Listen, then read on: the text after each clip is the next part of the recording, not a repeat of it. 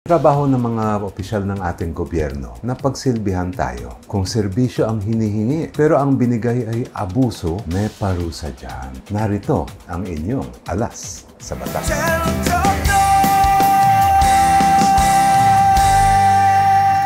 Magandang araw mga kakampi. Attorney Chel Diokno po. May tanong sa ating Free Legal Help Desk. Attorney Chel, lumapit ako sa isang government office. Nag-a-apply lang po akong ID. Nagtanong-tanong naman ako ng requirements pero kulang ang dala ko. Pagdating ko doon, sobrang galit yung humarap sa akin. Tapos sinigawan pa ako. Napakataas ng boses. Sabi sa akin, hindi daw ako nag-iisip. Meron pa bang pwedeng gawin doon? Naku, bakit naman magagalit?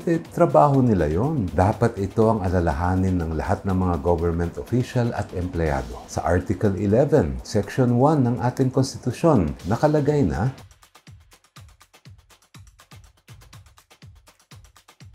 sa RA 6713 o Code of Conduct and Ethical Standards for Public Officials and Employees, nakasaad ang mga pamantayang dapat sundin sa pagsisilbi sa publiko. Sa Section 4B,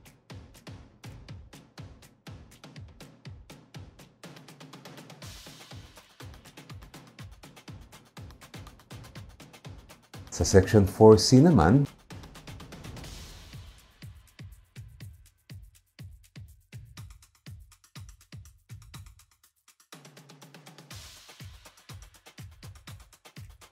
sa Civil Service Commission, Rules on Administrative Cases in the Civil Service, may parusa para sa conduct prejudicial to the best interest of the service. Ang administrative offense na ito, walang eksaktong definition, pero covered ang lahat ng akto which tarnishes the image and integrity of his or her public office. Ibig sabihin, anong maling gawain na nakakasira sa imahe ng opisina at sa public service. At ang akto hindi kailangan konektado sa official functions ng public officer o employee.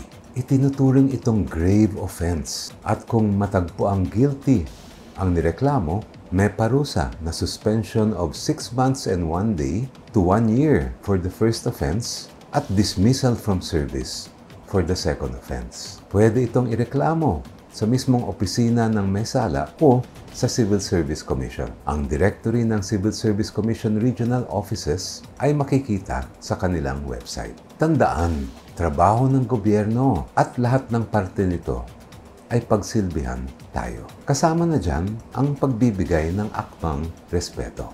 Ingat kayo ha! Follow for more legal guidance. Kung kayo ay may problema o may gustong malaman tungkol sa batas, pumunta lamang sa ating Free Legal Help Desk, www.cheldiokno.com. Laging tandaan, ang kaalaman ay ating alas sa batas. Tuloy-tuloy po ang ating pag-vlog para sa kaalaman at kapakanan ng lahat. Please like and subscribe na mga kakampi. This channel is for you.